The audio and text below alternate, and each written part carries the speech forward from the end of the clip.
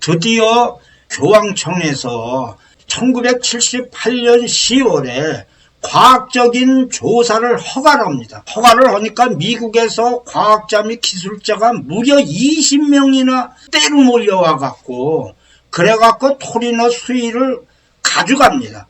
이 당시에 많은 사람들이 이 때로 몰린 과학자들에 의해서 전모가 곧바로 밝혀질 것으로 이렇게 생각을 했습니다.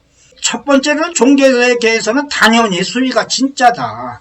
그 다음에 일부 과학계에서는 고 봐라 분명히 가짜다 이런 얘기를 했는데 이게 곧바로 발표가 되지를 않아요. 그러더니 베리 슈워츠 박사가 적어도 수의가 그림이 아니라고 이제 이런 얘기를 하면서 냄새를 퐁퐁 풍기는데 수의가 진짜일 가능성이 있다. 이러니까 뭐 세계가 이제 깜짝 놀라는 거죠.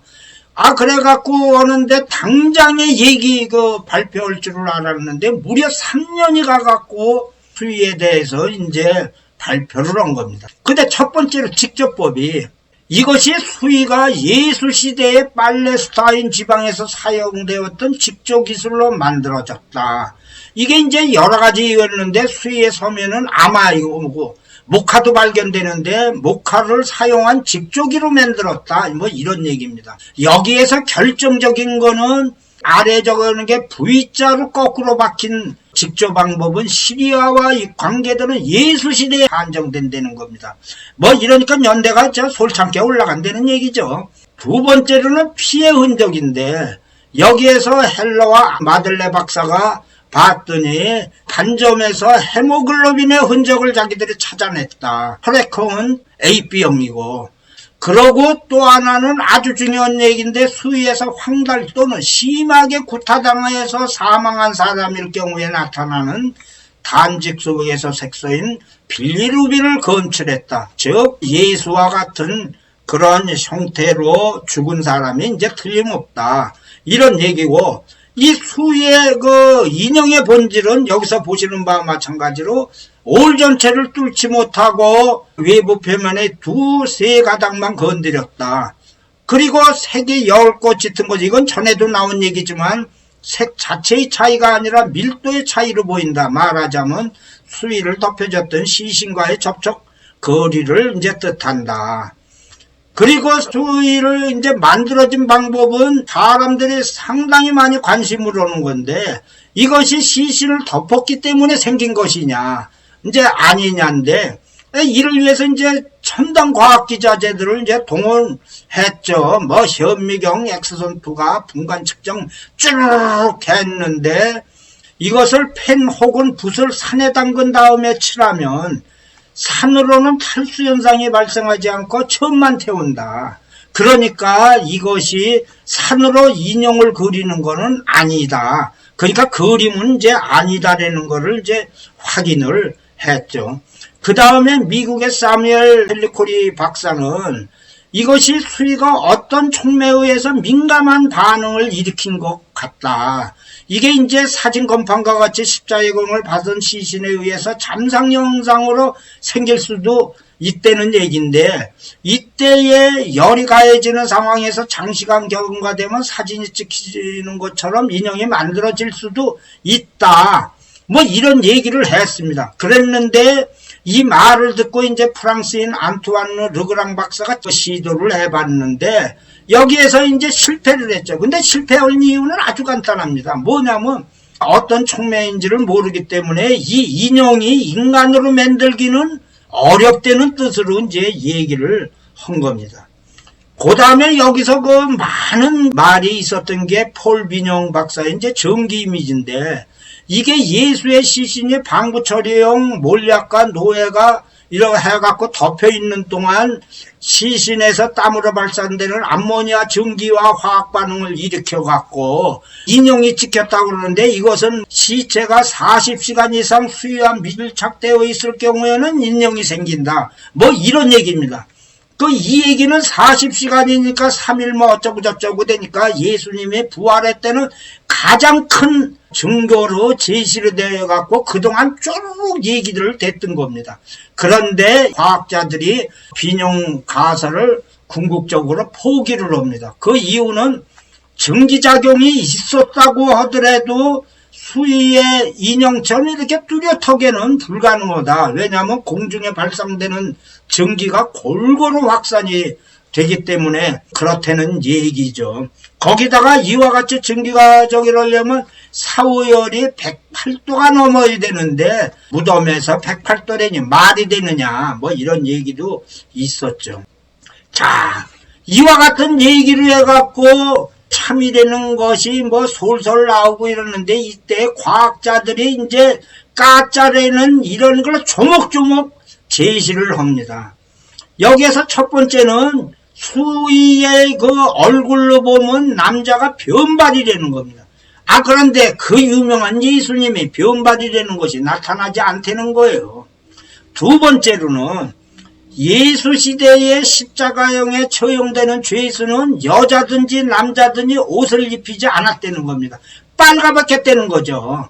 세 번째로는 아무리 봐도 수위의 남자는 50대의 장년 남자다 이거예요.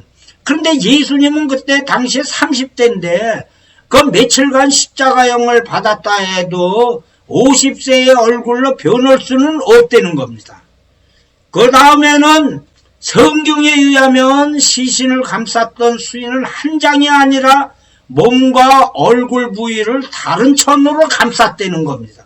요한복음에도 예수의 몸과 얼굴 부위를 각각 다른 천을 사용해서 감쌌다, 이렇게 얘기를 하는데, 이것을 보면 토리노의 수위는 이와는 정확하게 다르고 성경의 글이 유대인의 장례 풍습을 정확히 묘사했다는 거죠. 좌우간 이렇게 하더라도 그 진짜라고 얘기한다면 왜 방사능 탄소연대 측정법을 왜 안 하느냐, 이런 얘기하는데 이게 사실 만만치 않은 얘기입니다. 왜냐하면 통유물에 대한 연대 측정 뭐 이런 걸 해갖고 시도들이 솔솔 있었는데 모두 가짜로 이제 증명이 된 거예요. 그 중에서도 가장 유명한 것 중에 하나가 성 베드로, 그러니까 베드로가 예루살렘에서 로마로 와갖고 성경 활동을 할 때에 사용한 나무 의자의 조각들을 모아서 5세기경의 상하로 만든 의자는 진품으로 본 겁니다. 이것이 우측의 사전처럼 지금 현재 교황청 안에 있습니다. 그러니까 이런 적이니까 바오르 2세가 연대 측정을 했는데 글쎄 놀랍게도 이게 5세기도 아니고 9세기 작품이라는 거예요. 그러니까 베드로라면 2000년 전이고 조각들을 모아서 만들어서라면 5세기인데 이것도 아니고 9세기로 가짜로 판정이 됐다니까 이게 놀라 잘 뻗어지질 않습니까? 자, 이래갖고 두 가지로 나오죠. 종교인들은 종교적인 것은 과학이 아닌 종교 문제로 귀착해야 된다. 그리고 두 번째로는 탄소연대 측정법에 문제가 있다. 왜냐하면 그 중요한 수위를 가로 세로 15cm나 잘라내야 된다. 이렇게 불경한 게 어디 있느냐, 뭐 이런 얘기인데, 이때에 세계를 놀라게 하는 폭탄 선언이 터집니다. 토리노 대학의 티노 제우리와 브루노 발바리 박사가 그야말로 좀 놀라운 내용인데, 수위의 주인공과 예수가 아닐 확률이 2250억분의 1이라는 겁니다. 그러면 2250억분의 1이라는 게 무슨 소리냐? 예수님 탄생 전에 지구에 살았던 인간의 숫자가 2250억 명인데 그 분의 하나라니까 수위가 가짜일 확률이 전혀 없다는 뜻입니다. 그러니까 성당의 수위는 예수를 덮었던 수위가 틀림없으니까 과감하게 연대 측정을 하셔, 이런 얘기를 한 겁니다. 이러니 이게 교황청에서도 혹하질 않습니까? 만일 이 수위가 진짜일 거라면 기독교인들의 믿음의 결정적인 요인이 되죠. 드디어 교황청에서 이걸 인가를 합니다. 그런데 길이 7cm, 폭 1cm만 잘라도 된다. 이렇게 이제 그 과학이 또 발전했다는 얘기죠. 그래서 1988년도 4월에 토리노의 성당의 수위를 미국 아리조나의 터슨대요. 영국의 옥스퍼드 대요. 스위스의 추리 폴리텍 대학에 이제 한 개씩을 보내고 여기에 대형 박물관에서 고문을 파견했습니다. 그러면서 그것만 보낸 게 아니라 기원후 2세기 초와 중세 말기의 대조포윤, 즉 연대가 정확히 알려진 다른 견본들을 동봉을 했는데 요때에 구설수가 오른 게 저 사진처럼 저 수위의 꼬투리에 찌끔 자른 거죠. 이렇게 해서 보냈는데 이것이 그러니까 1988년 10월에 드디어 발표가 났습니다. 세연구소 연구 발표의 결론이 가짜라면서 연대는 뒤에 백목으로 써있는 1260년에서 1390년 그리고 느낌표입니다. 실험의 정확도는 95%, 오차는 200년 미만, 그러니까 예수가 사망한 시기와는 1300년이나 차이가 나서 이게 좌우한 프랑스 리레 마을에서 수위가 처음 공개된 시점과 일치한다. 자, 이렇게 얘기하니까 이게 얼마나 큰 파급을 이제 갑니까? 그래, 이게 도대체 어떻게 가짜가 됐느냐? 아주 간단합니다. 이 당시에 이제 예수나 순교자들의 삶과 직결된 유물들을 한 개 정도는 있어야 되는데, 이때의 최고가 예수님의 수위라는 거죠. 그래갖고 이것을 회계도들이 기독교인들이 그냥 통유물이라고 그러면 무조건 그거 사서 가져가니까 그냥 가짜를 그냥 왕창 만들어서 모두 팔았다는 거죠. 그래갖고 수위가 60개 정도가 됐는데 그 중에 하나가 분명하다. 이런 얘기입니다. 여기에서 과학자들이 이 반론들을 냅니다. 뭐냐면 연대 측정을 못 믿겠다는 겁니다. 이것이 뭐냐?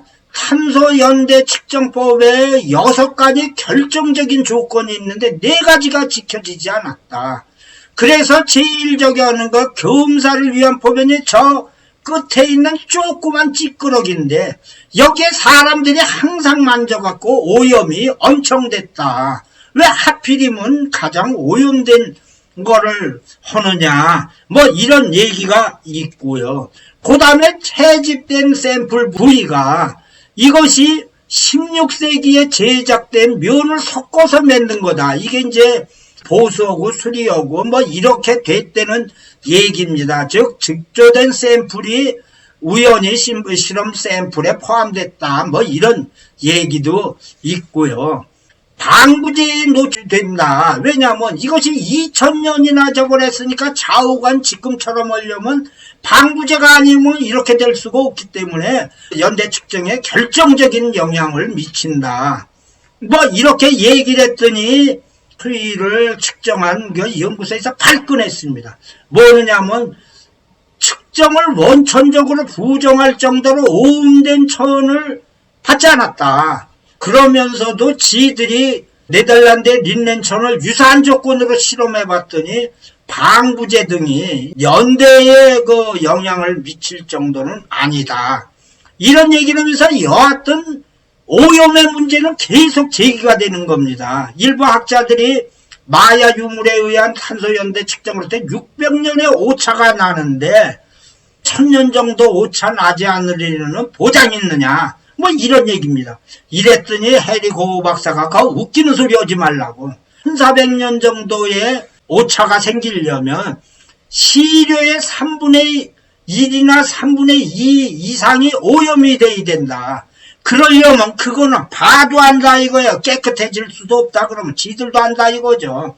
자, 이런 얘기를 하니까 여기엔 또 강타가 터집니다. 뭐냐면 니케노테리아라는 박테리아는 좀 신통에 가서 사막의 바위와 모래표면에 플라스틱 같은 원생체를 만드는데 이게 코팅된 상태에서 탄소연대를 측정을 하면 수백 년은 커녕 1000년 이상의 연대 측정을 보인다는 거예요. 그래갖고 기원전 1500년경, 그러니까 3500년 전원 거를 갖다가 했더니 글쎄 서기 215년으로 나와갖고 1700년의 오차를 보이더라. 이러니까 이 박테리아가 있을 수 있다. 뭐 이런 얘기입니다. 말하자면 수위천에서 이 박테리아를 발견했다는 거예요. 그야말로 놀랄 이야기죠. 그랬더니 거기다가 또 러시아 과학자가 또 여기다가 숟갈을 또 얹었어요. 뭐냐면 1532년에 있었던 화재로 인해 이산화탄소가 탄소의 함량을 증가시켰다. 그러니까 결론이 뭡니까? 쪼르륵 합해서 교황청에서 얘기한, 그러니까 세 군데 연구소에서 그 발표한 연대를 믿을 수 없다, 이런 얘기를 하는데, 여기에 매우 유명한 사람들입니다. 파올로 디 라자로 박사 등 6명이 때로 몰려갖고 뭐느냐면 1988년 연대 측정을 신뢰성이 없으니까 재검사를 해야 된다. 그래서 얘기를 하는데 이때 또 종교 문제까지 관련돼 라자로 박사가 좀 헷갈리는 얘기를 했는데, 이걸 수위를 회의적으로 보느냐 아니냐에 따라서 다르다 이거예요. 기독교 신자들의 믿음이냐 아니냐로 따라서 연대가 달라진다는 거, 이게 무슨 소리냐. 참 헷갈리기는 하지만 자기들은 수위 연구에 많은 연구비가 드는데, 그런데 자기들은 그 반대 의견을 내는 자체만으로도 연구비를 많이 받는다는 거예요. 이게 도대체 무슨 소린지 하여튼 모르지만, 이만큼 수위의 진위 여부가 이제 큰 문제가 생긴다 이랬는데, 이 당시에 이 수위를 연구를 한 분석을 한 레이 로저스 박사가 죽기 직전에 이런 얘기를 했습니다. 자기가 실수를 한 것이 좀 있는 것 같다. 그래서 이 실수를 말하자면 이 회복하는 방법은 아주 간단하다. 뭐냐면 1532년에 화재로 16군데 탄 자국이 나왔는데, 요 탄 것을 측정해보자. 2002년에 수위를 복구할 때 채집해 나왔다. 조금 있다는 거예요. 그걸 그냥 측정만 하면 된다. 그러니까 그걸 좀 측정할 수 있게 좀 주시오. 그랬는데 그 교황청에서 뭐 답이 없었다고 그럽니다. 자, 이렇게 되는데 바티칸에 고민이 있죠. 이 유명한 파올로 디 라자로 박사 같은 사람들이 6명이나 때로 몰려서 이래갖고 재측정을 해야 된다. 그랬는데 이게 진짜 놀라운 발표가 있었는데, 1988년부터 30년 후인 2018년에 바티칸에서 그럼 좋다, 제2차 수위를 조사하자, 이렇게 동의를 한 겁니다. 이게 진짜 놀라운 겁니다. 뭐냐면 30년 후에 얼마나 이 문제가 이 세계를 놀라게 했으면 이거를 재조사를 하겠습니까? 그래갖고 2018년 영국의 리퍼블의 존 무어스 대학교의 법의학자 마테오 보리니 박사 등등이 쪼르륵 해갖고 토리노 수위 속의 핏자국의 형성 과정을 재구성을 했습니다. 그러니까 이게 무슨 소리냐? 토리노 수위의 진위에 대한 의문점을 원천적으로 해결하는데, 이것이 이등에 있는 얼룩을 조사해갖고 수위가 진짜인지 가짜인지를 명확하게 볼 수 있다는 겁니다. 이거는 그러니까 교황청에서도 수위에 대해서 어떤 손상을 미치지 않으니까 좋다, 뭐 이렇게 얘기가 된 겁니다. 실험 방법은 이렇습니다. 즉 수위 속의 핏자국이 가짜인지 진짜인지를 규명하기 위해서 여러가지 모양과 재질의 십자가를 준비한 뒤 해당 십자가에 T자형, Y자형 등 다양한 형태로 못 박힌 인체 모형이 피를 흘리는 양상을 시뮬레이션을 했어요. 결론은 다음과 같습니다. 좀 길지만 그대로 한번 읽어보겠습니다. 토리노 수위 속 핏자국 절반가량 십자가에 못 박히거나 죽은 뒤 시신을 감쌀 경우 형성될 수 있는 얼룩의 위치와 연결을 지을 수 없다. 몸통 부분과 팔뚝 부분의 핏자국은 팔을 45도 각도로 높이 든 채 못 박힌 사람이 흘렸을 법한 혈흔과 일치한다. 수위 속 손목과 요추 자리의 핏자국은 십자가에 못 박히거나 사망 후 시신을 감싼 어떤 경우에도 형성될 수 없다. 토리노 수위 속의 핏자국과 같은 문양이 형성되기 위해서는 누군가가 서서, 말하자면 일어서서 피를 흘렸거나 손가락 등을 사용해 인위적으로 일부 자국을 만들어낸 것으로 결론 지을 수밖에 없다. 결론은 아주 간단해요. 뭐냐면 이 수위가 반은 누운 사람, 반은 서 있는 사람으로 해갖고 그 얼룩을 만들었다는 거죠. 이와 같은 그 연구 결과가 밝혀지자 토리노 바티스타 성당이 곧바로 이를 수용합니다. 그야말로 놀랍지만 방법이 없는 거죠. 수위가 글쎄 누운 사람이 아니라 서서 있는 사람으로 해서 했더니 이게 뭐 성경어고 뭐고 말이 안 되는 얘기 아닙니까? 이렇게 얘기되다가 보니까 어떻게 됩니까? 교황청이 여기에 대해서 수습은 해야 되죠. 그래서 토리노 성당의 수위가 예수시대에 만들어진 것이 아니다 해서 그리스도교에 미치는 영향이 있는 건 아니다. 아이 뭐 당연한 얘기죠. 그런데 여기에서 중요한 거는 토리노 수위에 대해서 교황이 방문하고 그거에 대해서 경배를 드리고 이런 거는 했지만 카톨릭 교회에서 공식적으로 선언한 적은 없다는 겁니다. 즉 이 수위가 복음의 거울로 묘사되었다는 그런 뜻이죠. 즉 수위는 예수의 예술적인 표현으로 공식적인 성스러운 유물로 공표되지는 않았다. 뭐 말은 됩니다. 그러니까 이 내용 자체가 복음의 거울이다. 이런 얘기죠. 그래서 지금 토리노 수위가 가짜로 결정되자 그거에 대해서 아주 명쾌하게 이렇게 그 카톨릭 측에서는 설명합니다.